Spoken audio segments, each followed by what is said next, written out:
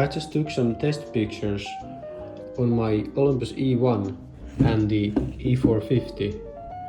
I'm comparing the colors coming from a CCD sensor and a live MOS sensor. And I took this test picture of these film rolls. I took the pictures at ISO 100 and 1600. I used this 35mm macro lens on both cameras, so there's no difference coming from the lens. I also took some pictures with this D30, which is the Canon's first DSLR. The E-1, obviously a way bigger camera, much nicer in the hand. This is from 2003. This one, the E-450, is like a budget model. I think it came out in 2009, 10 megapixels versus 5 on the E-1. So why did I buy the E-450? Well, this lens is the reason for it. This camera and these two lenses cost only 70 euros. So by buying this kit, I can keep the 35mm and sell this E-450 with the 14 to 42mm for, I can probably get about 70 euros for only this. So that leaves me with this free lens, 35mm, so it's a 70mm equivalent, and it's a 1:1 macro. You can get really close macro pictures with this lens. I got myself a film scanner. I tried scanning some negatives, some 120 film, but the results were, I don't know, maybe I just don't know how to use the scanner, but the results were really bad.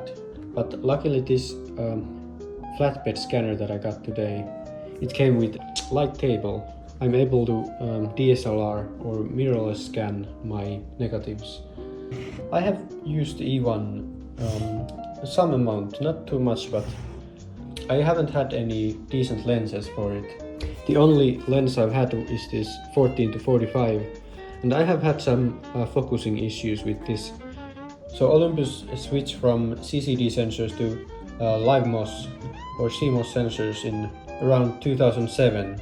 The E-1 is the first Olympus DSLR ever made, and E-450 is here to represent CMOS sensors.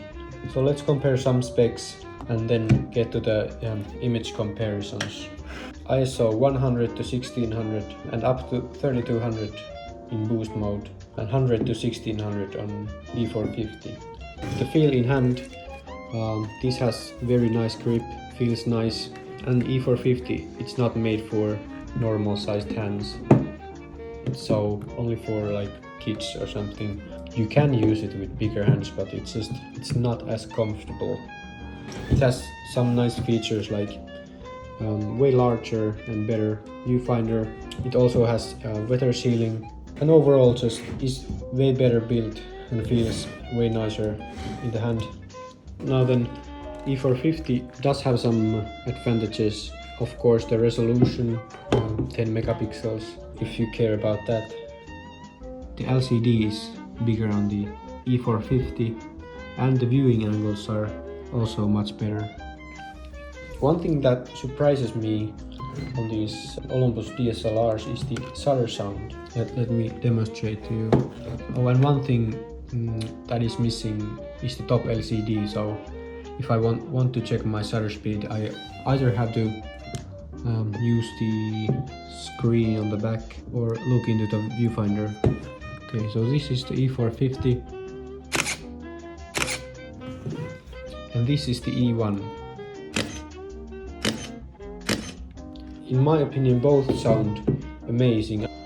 The E-450 is definitely louder. It's like more dampened on the E-1, but they both have their own nice shutter sounds. I'm also going to use two different raw developing programs. I will use Lightroom and also OM Workspace. I also took the same pictures in JPEG mode, so for those who like to shoot JPEGs, I will include those pictures in the comparison too.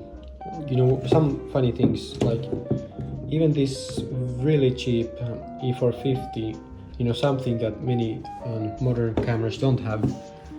If you look here, there's 2 card slots. This camera had a price of around 500 to 700 euros in 2009, and E1 was the flagship, you know, first Olympus DSLR, so it had a price of 2000 euros, so way pricier than the E450. Both of these cameras have incredible battery life, you know, being DSLRs. That's something almost every DSLR has, unless you're using live view. The E450 I think has even autofocus in live view. Quite nice if you like that. I would highly recommend getting either of these cameras or any Olympus DSLR, unless you're shooting in very dark conditions. Then you can definitely see lots of noise. That's all about the physical comparison. Now let's look at the pictures. So none of these images have any correction or adjustment done. Only thing that's done is corrected the white balance from this part, the gray part here. First image, this is the ISO 100 file. On the left, the file is opened in Lightroom, white balance corrected. In the middle, the OM workspace file, and on the right, the straight out of camera JPEG. Out of these 3, I would say that the OM workspace file is the most true to life. Now here is the ISO 100 file from the E450. On the left, once again, Lightroom file, then the OM workspace, and then the straight out of camera JPEG. Here we have the E1 file, Lightroom file on the left, and E450 Lightroom file on the right.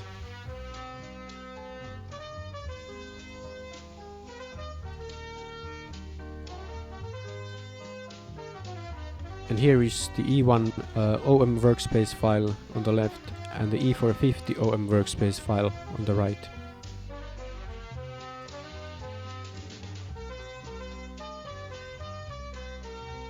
On the left, E1 ISO 100 straight out of camera JPEG, and on the right, E450 straight out of camera JPEG and ISO 100.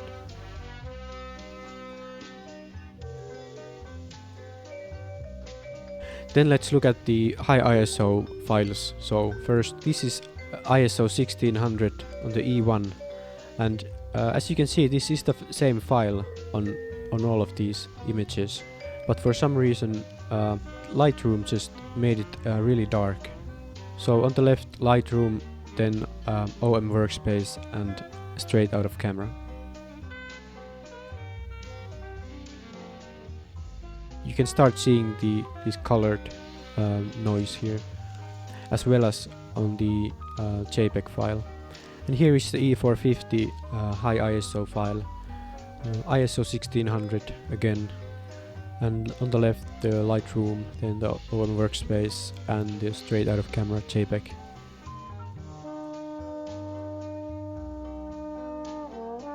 And then last, let's compare the high ISO files between the cameras. So here is ISO 1600 on the left, the Lightroom file from the E1, and on the right, the Lightroom file from the E450. We can see that here on the dark part there's more colored noise on the E450.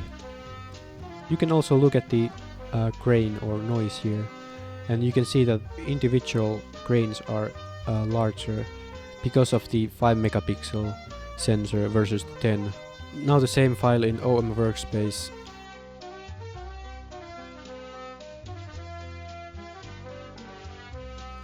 And last picture, ISO 1600 straight out of camera JPEGs, and both ISO 1600.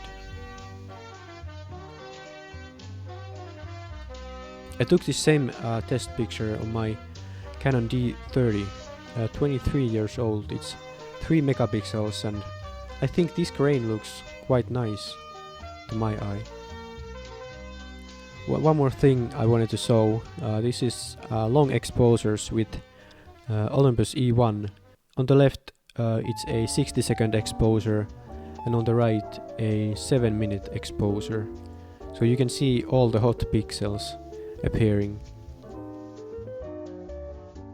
I think this is something to do with CCD design. I was going to take this same picture with the E450, but this morning I sold the camera and the kit lens. But I think being a CMOS, it would probably do a better job in a long exposure like this. If you like this kind of content, make sure to subscribe to the channel, and see you on the next one. Thank you.